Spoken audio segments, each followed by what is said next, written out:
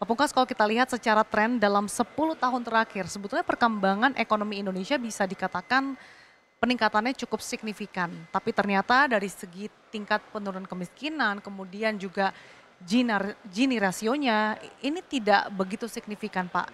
Apa sih Pak yang sebetulnya menjadi kendala terkait dengan persoalan ini? Ya, ekonomi kita sebenarnya sudah mulai stagnan dalam konteks tidak meningkat sejak 20 tahun yang lalu ya. Kemudian dengan adanya pandemi Covid, dia turun, tapi kemudian kita rebound, tidak setinggi sebelumnya tapi relatif sama. Jadi sebenarnya permasalahan ini sudah agak panjang dalam 2 dekade nih. Pertumbuhan ekonomi tidak diikuti oleh penyerapan tenaga kerja yang baik, kemudian tadi juga mengenai Gini rasio. Yang kita lihat saat ini adalah bahwa pertumbuhan ekonomi sekarang, ini kan ada pengalihan ya, pengalihan sektor dari dulu kita sangat tergantung kepada sumber daya alam, kemudian seharusnya bergerak kepada industrialisasi. Kita sudah seperti itu sebenarnya, dari sisi tenaga kerjanya sudah banyak orang yang pindah nih, dari agriculture, pindah ke industrialisasi dan ke jasa. Tapi di kita ini peralihan itu tidak semulus yang diharapkan. Seharusnya kita masuk ke dunia industri, dari agroindustri ya, dari pertanian, kemudian ke industri, kemudian ke jasa. Kita industrinya agak kelewat karena kita tidak mampu menumbuhkan industri-industri terutama yang berbasis manufacturing ya, yang menyerap tenaga kerja gitu ya. Memang ada pertumbuhan-pertumbuhan ekonomi tapi di sektor-sektor yang mungkin non real ya, seperti sektor perbankan gitu ya. Ya seharusnya yang bisa menurunkan Gini tadi dan meningkatkan pemerataan adalah sektor-sektor real yang ada di masyarakat. Nah ini yang harus digenjot ke depan. Jadi kemampuan industri untuk menyerap tenaga kerja itu tidak seperti yang diharapkan. Nah ini saya kira salah satu kuncinya, sehingga sekarang strategi kita di dalam RPJM itu adalah bagaimana meningkatkan peran industri.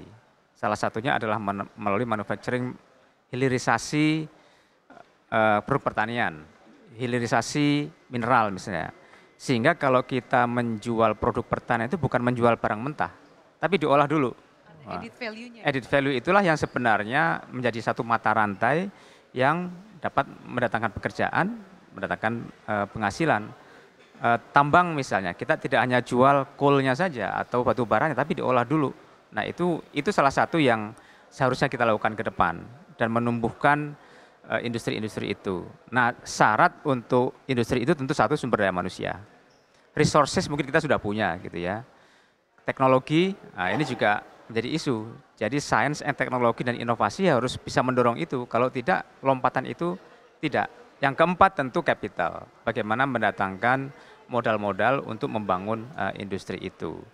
Jadi ketidakmerataan itu terjadi dan juga termasuk pertumbuhan antar wilayah.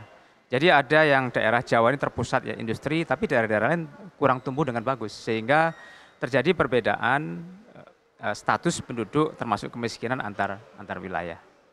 Selain itu Pak Pungkas, salah satu topik atau fenomena yang menjadi concern belakangan ini adalah kondisi masyarakat kelas menengah.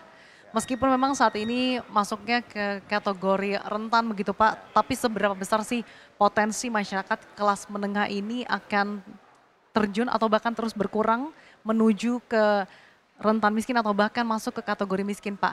Bagaimana mitigasi yang akan dilakukan?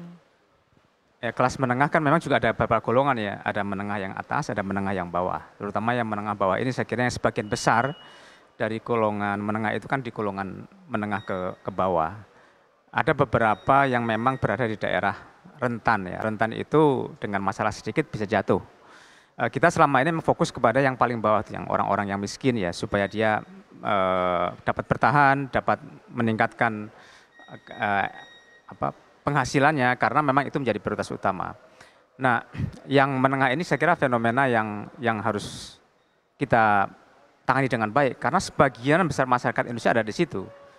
Dan kelas menengah lah sebenarnya ke depan yang bertanggung jawab kepada sebagian besar dari perkembangan ekonomi politik ke depan gitu ya.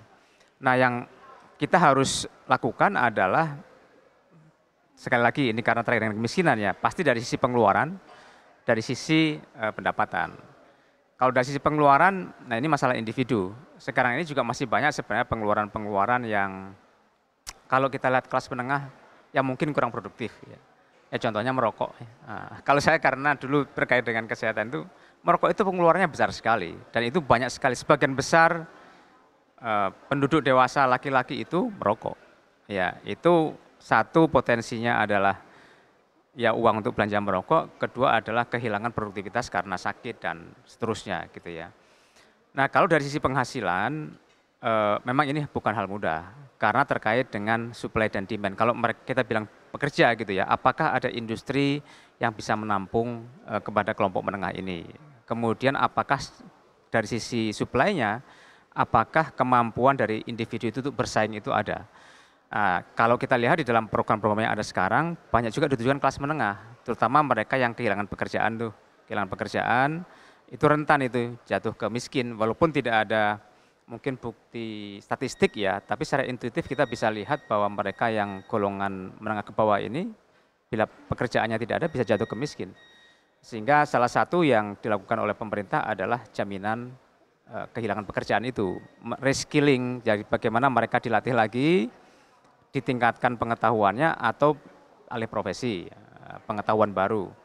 Itu salah satu yang dilakukan adalah dengan pelatihan, kemudian jaminan, salah satunya tadi jaminan ketegangan pekerjaan, bagaimana solusinya. Jadi banyak juga sebenarnya dilakukan di kelas menengah gitu ya, salah satunya kalau dari bawah itu ya peningkatan skill melalui kelas vokasi yang dilakukan secara kebijakan itu adalah bagaimana menghubungkan dunia industri dengan dunia pendidikan. Ya, Dudi namanya Dudi dan tempat bekerja gitu ya. Jadi kalau tiga ini saling nyambung, saya kira bisa menghindari itu. Kelas menengah kan kebanyakan yang kalau sekarang misalnya lulusan perguruan tinggi susah cari pekerjaan ya. Itu kan memang dari sisi dua sisi ya, dari sisi tenaganya, dari sisi ketersediaan lapangan kerja dan dari sisi demand-nya. Dan ini terakhir yang untuk masalah ini saya kira sangat penting, kelas menengah ini sangat besar populasinya. Apalagi kalau dari struktur penduduk kelas menengah itu saya kira sebagian besar di usia produktif. Yang di Indonesia saat ini sedang puncak-puncaknya gitu ya. Yang mereka harus kita jaga karena dialah yang sebenarnya menumbuhkan dan menghasilkan apa yang kita sebut dengan bonus demografi itu dari kelompok usia itu. Dan saya kira kelompok menengah sebagian besar dari situ. Jadi antara supply, kemampuan sumber daya manusia, skill, pendidikan, kemudian dari dunia kerja, kemudian yang terakhir saya kira yang sekarang banyak digalakkan adalah entrepreneur. Ya, karena ya kita tahu dengan struktur industri kita yang kurang menyerap tenaga kerja tadi, kita harus membantu mereka untuk bisa entrepreneur gitu. Walaupun itu bukan suatu yang karena tidak bekerja langsung entrepreneur ya. Nah, yang kita butuhkan dari awal gitu, mereka punya jiwa entrepreneur sehingga instead of cari kerja, mereka bisa memberi kerja gitu ya. Dan Pak Pungkas, untuk mengatasi berbagai permasalahan atau mungkin tantangan yang dihadapi selama ini, apa sih Pak yang sebetulnya ingin di-highlight atau ingin diaspirasikan melalui event High Level Forum on Multi-Stakeholder Partnerships 2024 ini Pak, terutama terkait dengan ketimpangan dan juga kemiskinan? Ya, High Level Forum ini kan sebenarnya dia engage dengan Indonesia Afrika Forum ya. Jadi salah satu permasalahan sekarang adalah ketimpangan dunia negara maju dan negara berkembang. Sebagian besar negara berkembang dan less developed country itu ada di selatan, di Afrika, di Asia gitu ya. Sehingga Indonesia Forum ini, Afrika Forum dan HLFMSP ini salah satu upaya kita untuk sama-sama berkomitmen. Karena sebenarnya kita punya kesamaan nasib nih. Kesamaan nasib di konteks Indonesia Asia ya. Penduduknya banyak, usia pekerjaannya produktifnya cukup banyak, tapi di satu sisi kita dihadapkan pada permasalahan pertumbuhan ekonomi yang kurang, kualitas sumber daya manusia yang kurang, kemampuan finansial juga kurang. Nah, itu yang mendorong kita bisa sebenarnya bersama. Sehingga dalam konteks itu yang MSP ini yang disebut dengan multi stakeholder adalah bagaimana kita bisa meleverage, mencari resources. Ya. Tidak hanya dari anggaran pemerintah, namanya multi stakeholder salah satunya kalau kita bicara pembangunan di nasional ya, itu kan pembangunan nasional bisa dari pemerintah, bisa dari pengusaha, swasta, dari masyarakat itu sendiri. Ya. Itu dari sisi nasional. Jadi multi stakeholder bagaimana menggerakkan sumber-sumber daya itu supaya dari sisi keterbatasan tadi finansial kita bisa saling mencari sumber yang bisa menggantikan itu. Yang kedua komitmen. Jadi kalau kita sama-sama negara punya komitmen di global itu akan lebih mudah untuk mendorong isu-isu tertentu. Salah satu yang dianggap kekurangan dari capaian SDGs tahun ini kan adalah bagaimana negara maju ini bisa membantu negara-negara berkembang dan miskin. Dan itu tidak terjadi ternyata. Ketika tidak terjadi, maka kekuatan dari negara-negara inilah dalam satu komitmen yang bersama itu bisa mendorong itu menjadi agenda global untuk dipatuhi dan dilaksanakan. Berat sekali negara-negara yang berkembang ini karena ekonomi belum maju, pada saat yang sama dihadapkan dengan masalah climate change. Ya. Yang kadang-kadang itu ada trade off ya, antara bagaimana ekonomi hijau bergerak, ya kemudian di sisi lain kita ingin mendatangkan pekerjaan. Nah ini HLF MSP ini adalah menumbuhkan komitmen bersama. Yang praktis dilakukan adalah ya tentu sharing knowledge ya, kemudian saling investasi antar negara. Tadi kita dengar ada banyak negara yang mengharapkan Indonesia bisa masuk tuh ke negara Afrika untuk investasi gitu. Dan menurut saya sangat bagus nih karena apa? Kita ini Indonesia juga sebenarnya kalau dilihat tidak di Asia ya, tapi di Eropa, mereka kebutuhan tenaga kerja mereka itu masih tinggi.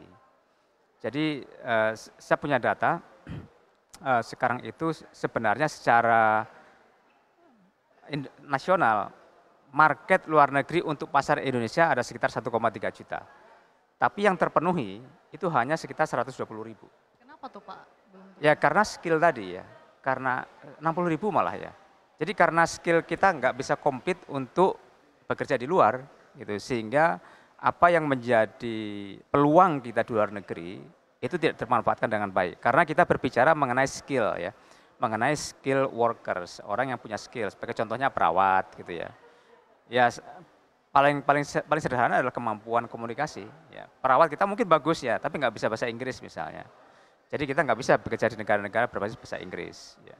Nah itu ya saya kira ya yang harus kita manfaatkan tadi membuka peluang kita pekerjaan tidak hanya di level nasional, tapi juga di level regional, gitu ya. Kemudian dengan adanya MSP ini kita sebenarnya bisa saling bertukar informasi bagaimana meng-create sektor-sektor ekonomi baru.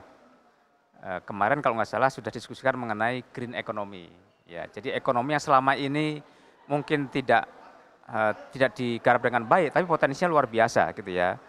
Kemudian blue economy yang berhasil dengan yang berbasis dari kelautan gitu ya, itu juga belum. Ekonomi kreatif, kemudian pariwisata, ekonomi digital itu adalah suatu yang secara tradisional kita nggak biasa gitu ya. Nah itu mungkin kalau kita bisa explore dengan baik, itu bisa menambah sektor ekonomi, menambah pertumbuhan, menyerap tenaga kerja. Gitu. Dan jadi banyak sekali potensi-potensi yang bisa dioptimalkan lagi ya Pak dengan kerjasama multi partnerships ini. Seharusnya karena ini kan kerjasama antar negara, kerjasama dengan non pemerintah ya, kemudian kerjasama global. Termasuk kalau kita di mana-mana kalau kekuatan itu berkumpul, secara politik akan sangat kuat gitu ya. Dan ini sebenarnya kan MSP ini prinsip dari SDGs. SDGs itu salah satu prinsipnya adalah multi stakeholder partnership. Tidak mungkin satu tujuan itu hanya dicapai oleh pemerintah, tapi harus bersama-sama gitu ya. Dan kita bisa belajar dari negara-negara lain atau kita bahkan sharing. Karena banyak juga loh Indonesia yang praktek bagus gitu ya, yang bisa di-sharing ke negara-negara tetangga kita, terutama di South-South Cooperations di Asia, Afrika gitu. Baik Pak Pungkas, dengan adanya semangat kesetaraan relasi antara negara-negara maju maupun berkembang, kita harapkan bersama melalui kolaborasi transformasi dari penyelenggaraan High Level Forum on Multi-Stakeholder Partnerships ini bisa betul-betul bersama-sama mengatasi berbagai tantangan global yang multidimensi dengan melalui pendekatan kemitraan multi pihak.